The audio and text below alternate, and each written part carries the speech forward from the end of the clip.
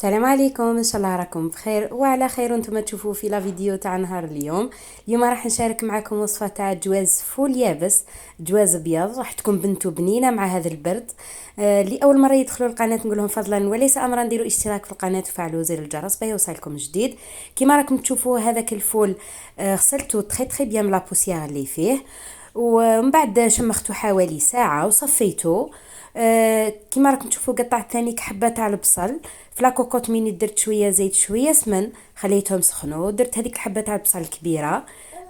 من بعد درت عليها حبيبه تاع لفت كيما راكم تشوفوا ذبالت. كيما عودتكم الطريقه تاعي دائما نقص على النار ونغطي على لاكوكوط مينيت ونخلي الخضره تاعي حتى تذبل مليح باه تدي بنه على بنه. زدت ضفت لها رشه تاع ملح وزدت رشيت عليها شويه تاع ليبيس نتاع بسباس مرحي. ومن بعد راح نزيد لها ثانيك شويه كمون.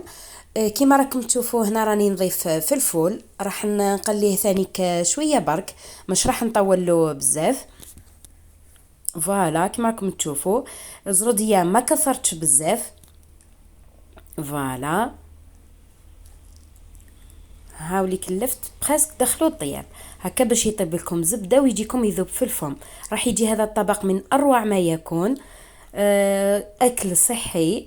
فوالا كما راكم تشوفوا مرقت بالماء سخون وما كثرتش الماء بزاف، درت قيس قيس.